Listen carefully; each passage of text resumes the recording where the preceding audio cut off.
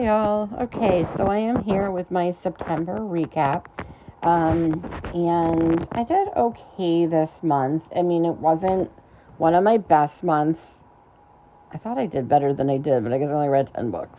So it was worse than I thought. I thought I had been doing well, but apparently no. And I didn't like a lot of what I read. So, yeah, I guess it was bad, just like August. I thought I was making progress, and I was feeling good, and apparently I shouldn't have been. So, there are only 10 books for me to talk about, and I liked some, disliked some, was indifferent towards others, and, so we'll go through them. I'm going to talk about one that's nonfiction first, just because it's obviously separate from, all the fiction, and this was, Glow in the Effin' Dark, by Tara Schuster, and this is, it's self-help, but it's more of a memoir self-help, about her own sort of struggles with, healing trauma and kind of dealing, finding positive ways to move forward, even, when dealing with, depression, and I did enjoy it, to a degree, but I also was kind of, at the end, I kind of admit that, I don't know that, it gave me anything new. I mean, it was fun. The way it was written, it was fun. It was entertaining.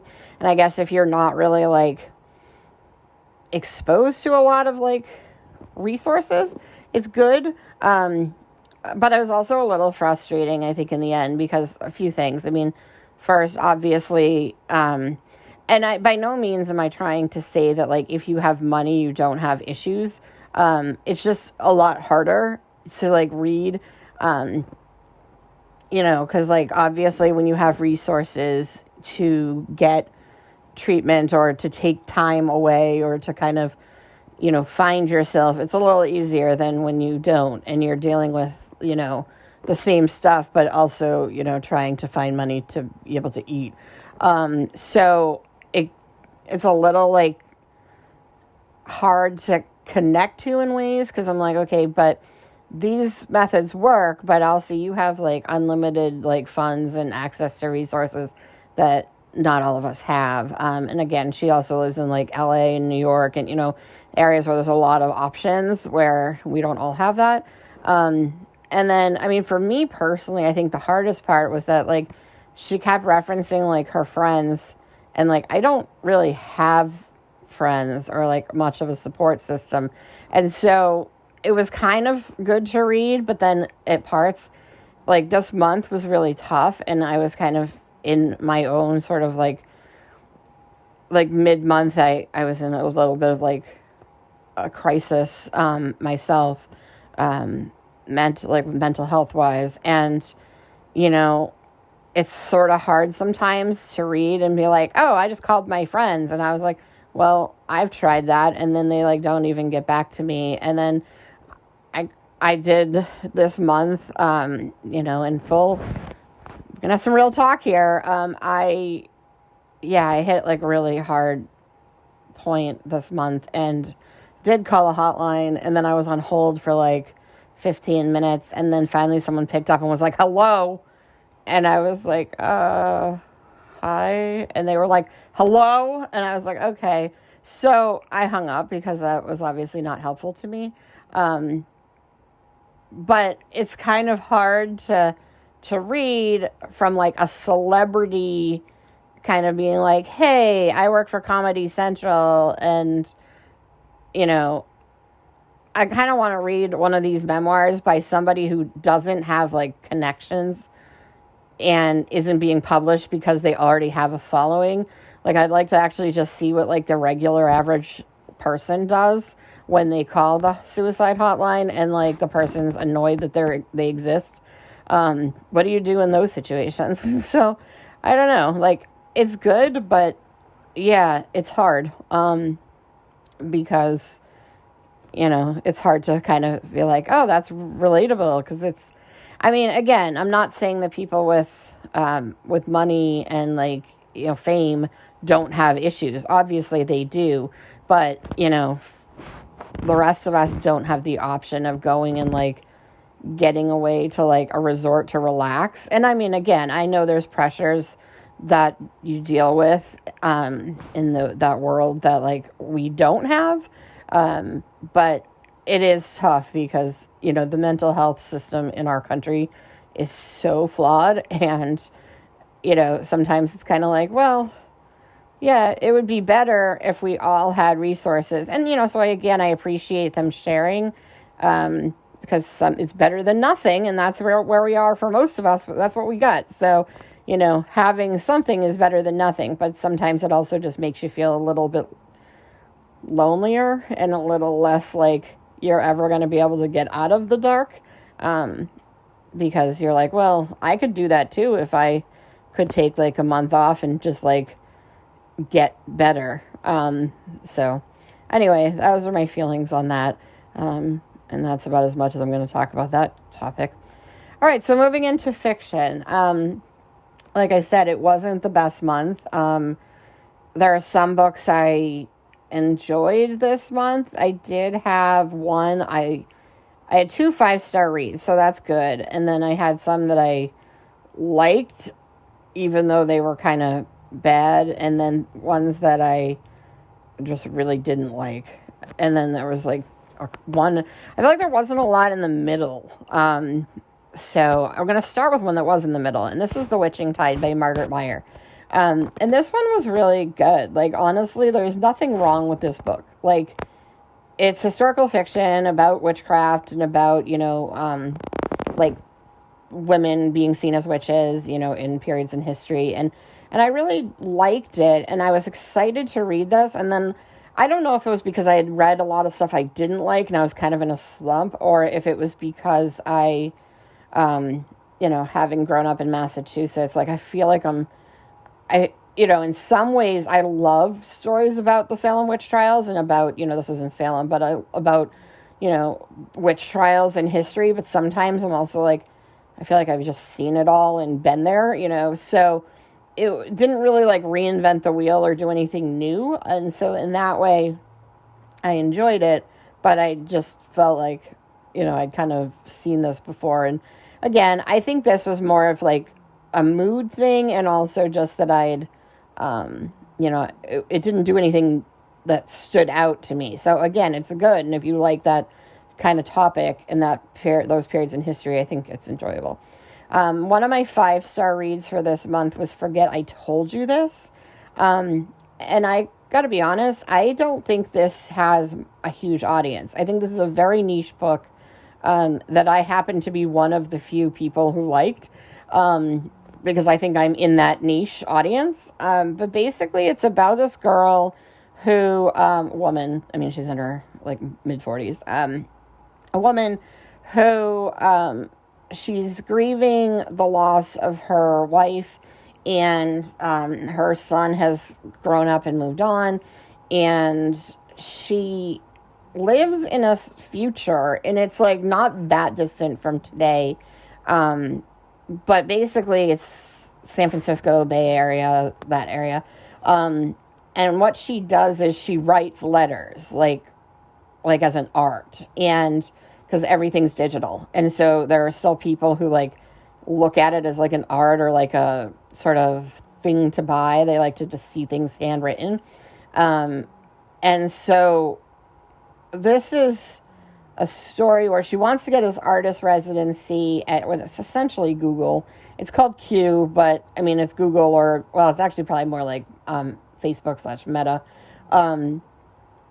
And a lot of people were talking about how like this was all about like conspiracy theories, and I don't know if they were just confusing the fact that like the name of this tech company is Q and thinking it had to do with like QAnon nonsense, or if it just, I mean, or if they just really think that like Meta isn't like utilizing our data for like horrible things, but they are. And so I was like, I don't know what conspiracy there is. Like, I don't know why people trust the tech companies, as I say on YouTube. But the reality is that like, yeah, like I totally feel like they're turning humans and thought into commodities. And so it's kind of cyberpunk kind of like Dan Brown, where there's like this manuscript that's, because she's obsessed with like medieval manuscripts, this manuscript that parts of it haven't been found and they find it. So it's sort of a thriller, like sort of a mystery. Well, it's not really a mystery, but like sort of a romance, because there is an element of her relationship with this other woman. But really, it's just a story about someone who doesn't feel like they belong in a society that has kind of determined that they're no longer of use. And so I think it's relevant to people who have like a passion for medieval manuscripts and art and writing and like the things that are sort of can't be digitized, even though like people try. And yes, I mean, you can like digitize a book by reading it on Kindle, but like it's not, I mean, you can't get rid of ideas, but eventually that's kind of the goal, is to get rid of ideas in this like sort of futuristic dystopian society. But it's not that far off from our world. And so like, yeah, I loved this. And I just thought, but again, I think it has like a very, you have to sort of use technology, but be like aware of the dangers of it, while also sort of like not being completely opposed to its existence, because I mean, again, she still uses it. And then also sort of have a passion for, I guess, like ephemera, which again, that's just a small portion of the population, I think, that has all of these things, that has all these interests that will combine into one. But I really, really loved this book. It's just very emotional, had a really strong impact on me, and I enjoyed it a lot. It's dark, and it's kind of dreary, but that's my thing, so I enjoyed it. And the next one was The Hike by Lucy Clark, and this, you're going to see a theme here. There's 3 books this month that I read similar to this, in that it's a thriller that, at the end, when I really think about it, was kind of dumb, and I didn't really like I think like a little over the top, overly dramatic, sort of implausible, a lot of nonsense. But while I was reading it, I did read it quickly, and I was like interested in knowing what was coming. And so I feel like I'm like a sucker for these kind of books. Like, I mean, if it's a thriller or a mystery, I'm gonna read it, and I'll generally read them pretty quickly. And like the characters in this were likable, except for like towards the end there was some like stuff that I thought was a little weird. But for the most part this was good. But then I just felt like it went off the rails and lost like all sense of like plausibility or realism. And I was just kind of like, eh. So I enjoyed it, and I definitely recommend it. You know, and part of it's that I read a ton of thrillers, so as like you read more and more of them, you're going to start nitpicking little things. And like I said, I mean, I read it in like a day and a half. I was really interested in knowing what was coming. So, do recommend this one. And then I read The Body Below, which I thought it was like a mystery, but I thought it was going to be something different than it was. And I don't know, it's basically a mystery. But it was really, really long. And I don't mean it was long like, oh no, it was long and there was a lot going on. Like, it just felt like every single thing that was in the first draft never got edited out of this book. Like, there was just a lot of like nonsense I did not need to know, like what he was having for breakfast, and it felt a lot like the writer liked Stephen King and modeled his writing after Stephen King. And while I enjoy Stephen King, I do think he has a tendency sometimes to just meander and tell us about things that we don't need to know or care about, and they don't move the story along. I do think, though, Stephen King is like a better writer than a lot of writers, and so he can get away with it a little more. And so I was just kind of like, there's a lot going on here, and I was just found myself bored. And like, when a thriller is boring because you just feel like there's just too much going on, like it's just too much information that is not relevant to the plot.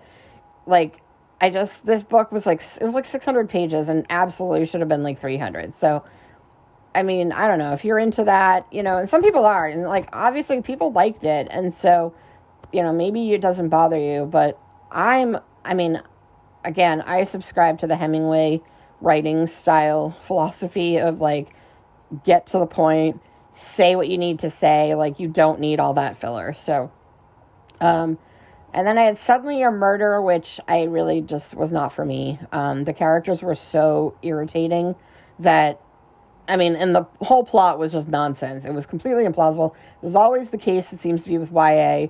I mean, thrillers often are a little implausible anyway, but like YA thrillers are so beyond plausible. It's like they just want to have a thriller and they don't care if any logic is applied. And so I was very frustrated with it. And the characters were just absolutely stunningly annoying. And again, I mean, I don't know, maybe that works sometimes, maybe it doesn't, maybe some people are fine with it. I like unlikable characters. It's just, they're unlikable with no, like, not with being intriguingly unlikable. Like, Patrick Bateman is unlikable in American Psycho, but he's still interesting. Like, these people are just rich and irritating. Like, they're not interestingly unlikable. Like, the Gone Girl characters, Gillian Flynn writes good unlikable characters. You can be unlikable and still be somebody I want to read about, that I'm intrigued to learn more of, or that I don't mind being around them. Every character in this, I just wanted to punch in the face, and I was, like, waiting for them to all die. So, like, I don't know. I think I'm starting to give up on, like, YA thrillers, because I just don't think they're for me anymore. I think the desire to have a twist has, like, overcome all sense of, like, plausibility and realism at all. And I'm like, none of this is possible, and I just get hung up on that. So then I read Jar of Hearts, and this is kind of like The Hike in that it was what I needed to get through a slump, because I read it really fast, and I didn't, I kept reading. I read it all in like a night.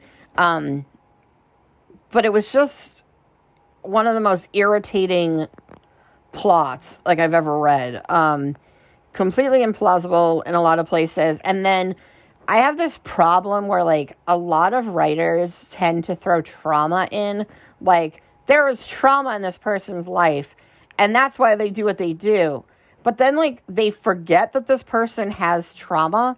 And, like, not that, like, people who have traumatic experiences are, like, a monolith that, like, all act the same. But, like, I mean, literally, this is somebody who's, like, supposedly, is a rape victim who then, like, hours later has sex with somebody, like, who is, like, traumatized them. I don't know. Like, it didn't make any sense to me. Like, the plot just didn't make sense.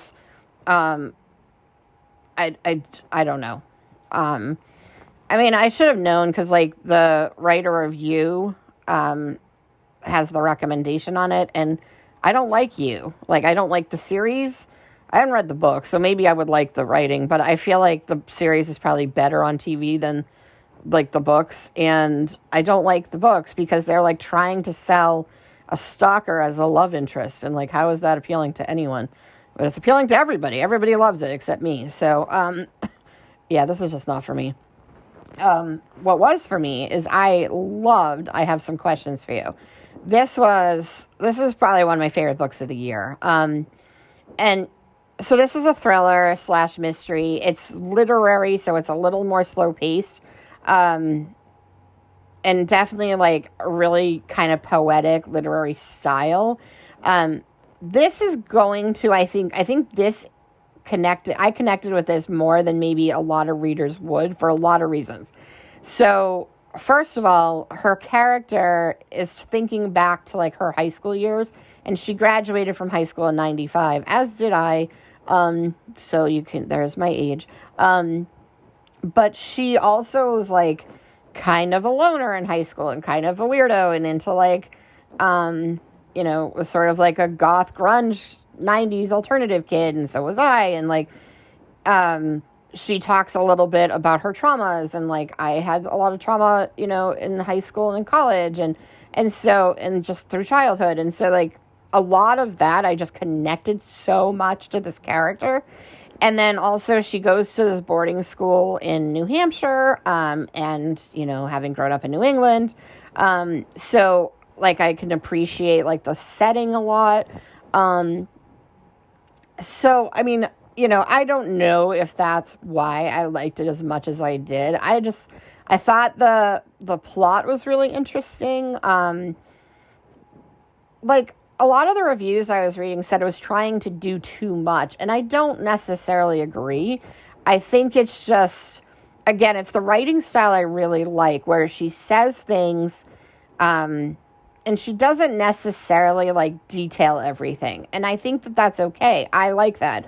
Because as human beings, like, we exist in ways where, like, we have thoughts, and then every single thought doesn't get, like, a 5-paragraph essay. You know, like, sometimes you just have thoughts, and they are connected, even if they're, like, kind of interspersed in a weird way. And so, but this was a thriller. It was feminist. It was an interesting look at, like, how we perceive other people.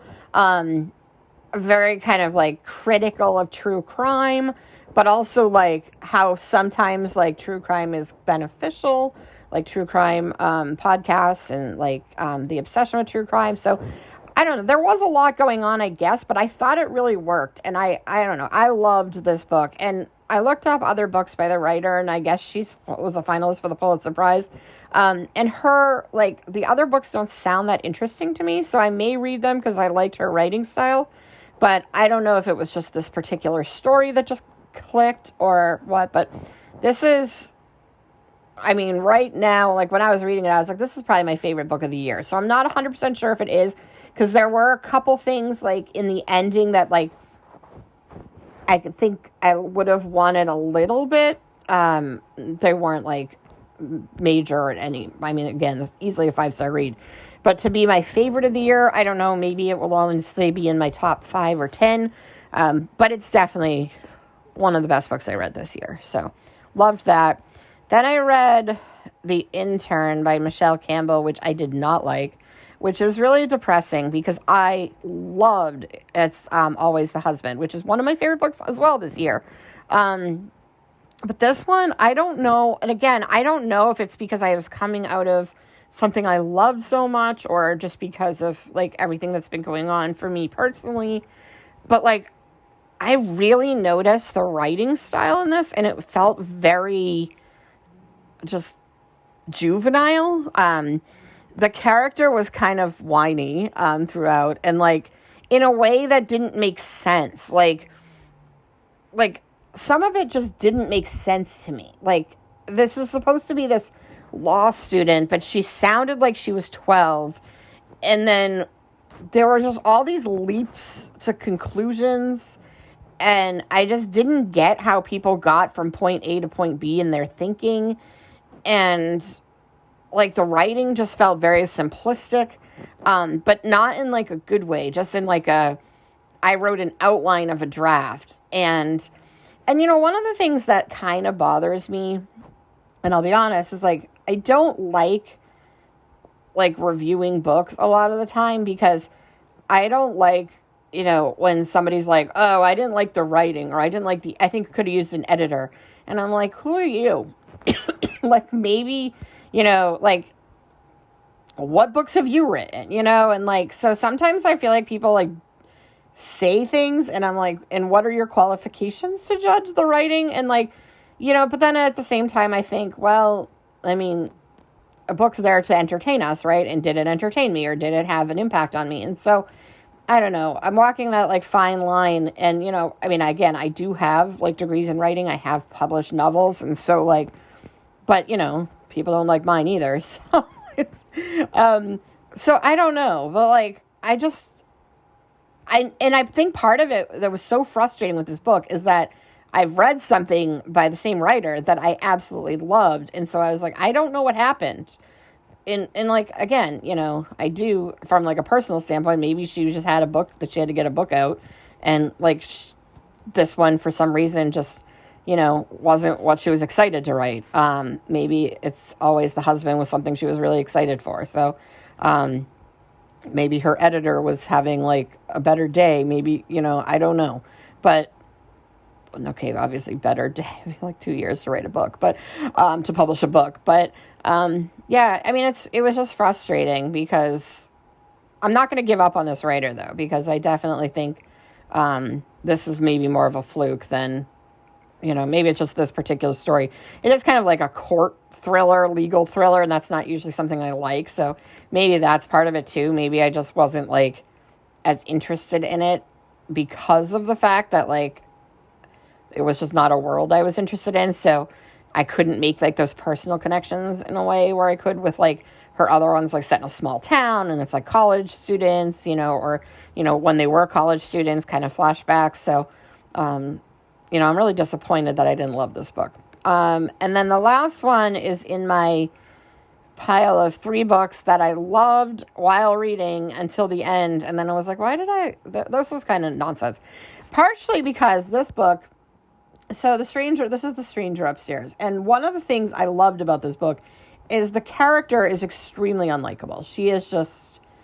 She's an awful human being. And she's unreliable. And so it's really engaging, like as a thriller. And then it's creepy in parts. And there's all these really cool, interesting things happening.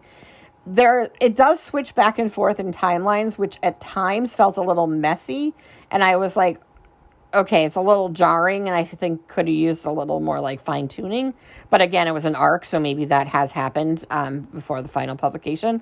But then in the last, like, I don't know, not even like third or quarter, it was like the last 10%, maybe even less than that.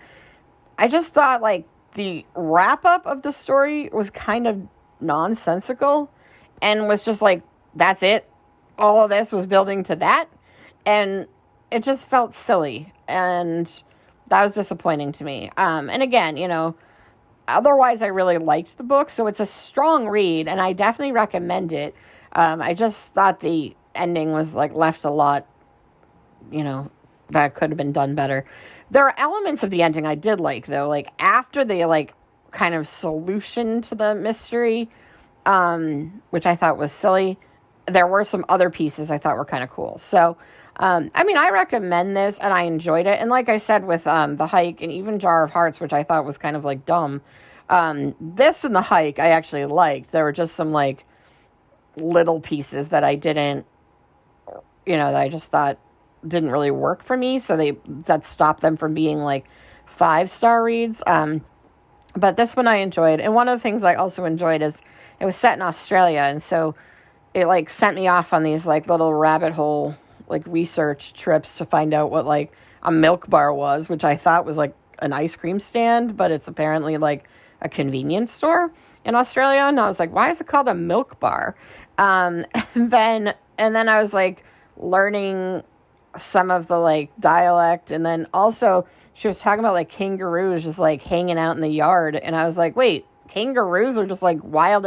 And it's just so weird to me to picture just like kangaroos just like walking around like in the world, like just like raccoons do, like, which I'm sure in other parts of the country, in the parts of the U.S. or other parts of the world, they're like, what do you mean just like raccoons just like hang out in your yard? But like, yeah, like they do. And like we have bats and we have raccoons and we have like deer and bunnies. And so like the idea of like a kangaroo doing the same thing is really alien, and kind of cool. And then I just started looking at like maps of Australia and being like, wow, there's a lot of like empty space in the middle of this continent/country. And then I started on the rabbit hole of like how many terrifying versions of spiders there are in Australia and reminded myself why I'm probably never ever going to go to Australia. So, so that was my September wrap up.